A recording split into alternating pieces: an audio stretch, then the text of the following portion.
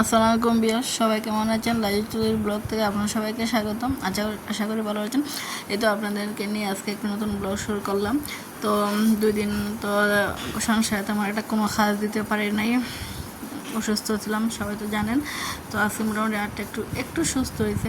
তো কাজে লেগে পড়লাম। আসলে আমাদের তো অভ্যাস গুছানো, পরিবারটা তাহাটা আসলে না থাকলে কিরম লাগে।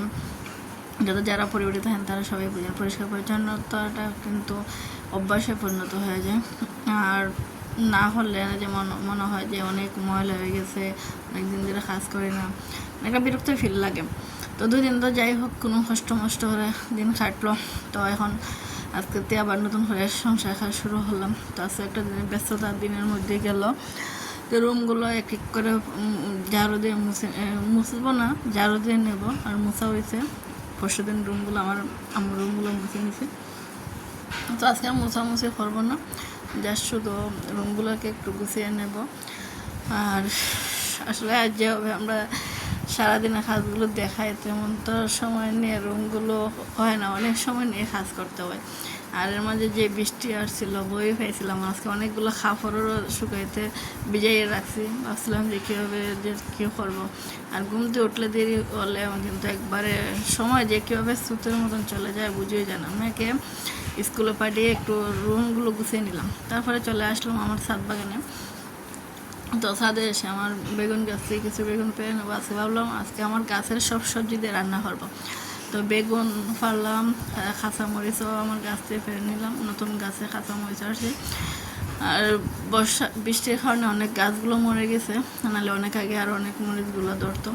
তো যাই হোক, আল্লাহর রিজিকে যা লাগছে তাই পাইছি, তো আল্লাহ শুক্রিয়া, আলহামদুলিল্লাহ যা ধরছে। আমার কাছে অনেক সুন্দর টমেটো হইতেছে। আর একটা নতুন মরিচের সারান লাগাইছি, এটা অনেক সুন্দর।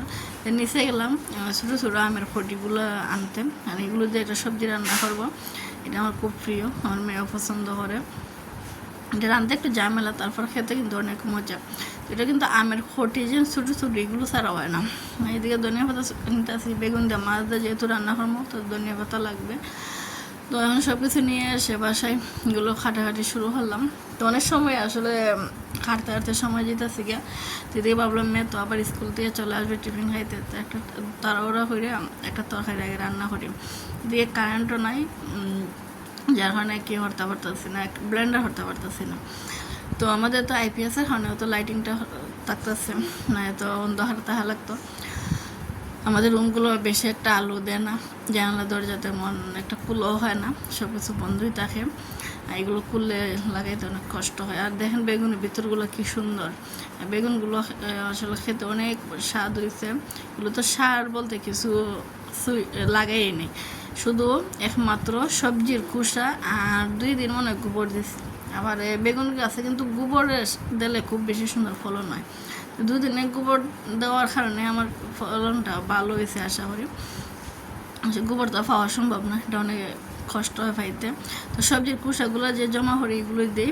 আর এইদিকে আমের ফটি দেয়া, আলু দেয়া, উড়ি বীজ দেয়া আমরা একটা সবজি বানাই। এটা অনেকে অত চিনেন না, অনেকে খাইছেন না। আমাদের দিকে এটা খাওয়া হয়, আমরা এটা প্রচুর পছন্দ করি। আর এই সিজনটা আসলে আমি বেশি করে এগুলোই তৈরি করি, এগুলো খেতে আমার খুব মজার লাগে। আমি এটা যেহেতু পছন্দ করে আর ভাবলাম যে ভালো হয়েছে, অত বেশিরভাগ মাংস খায়, একটু সবজিও খাইলো। তো অনেকগুলো হাফড় দইয়া দিলাম। আচ্ছা 3 দিনে হাফড় একসাথে দইলাম।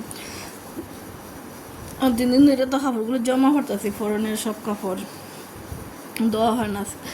আর বৃষ্টির জন্য সকালে দইছি না, দেখলাম না আকাশ অবস্থা খারাপ, তখন যাও রান্না শেষ করে দই, যে কাপড় দিতে যাই অনেক সময়ের ব্যাপার, আবার রানতে আমার দেরি হয়ে যাবে, নাহলে মেয়ে আর খাইতে পারতো না। তো রান্না শেষ করে ছাদে আসলাম, এসে সব কাপড়গুলো মেলে দিলাম। ভিজিয়ে রাখছিলাম সকালে, অনেক বৃষ্টি হয়েছে যার কারণে ধুয়ে দিনে বৃষ্টি, এখন থেকে রোদ উঠছে, তো ভালো তাতে ধুয়ে রোদে দিয়ে আসি, শুকিয়ে যাইব। তো সবগুলো শুকায় নাই, পাতলা যেগুলো এগুলো শুকাইছে। তো এটা হচ্ছে গোসল করে খাওয়া দাওয়া শেষ করলাম, মেয়ে স্কুল দিয়ে আসলো, এখন মেয়ে আরবিতে পড়বে। তো আমি এখন ভাবলাম যে রুটিটা করে নিই। আসলে বিকালবেলাও ব্যস্ত থাকতে হয়, আমাদের গৃহিণীর তো সারাদিনই ব্যস্ততার উপরে যায়। আমি একবারে রাত 10টার পর গিয়ে ফ্রি থাকি, সকাল থেকে যে টাইমে উঠি এখন 10টার সময় গিয়ে ফ্রি হই। তো এটা একটু বিকালে নাস্তা করে নিলাম। তো ভালো থাকবেন বিয়ার সবাই, আসসালাম।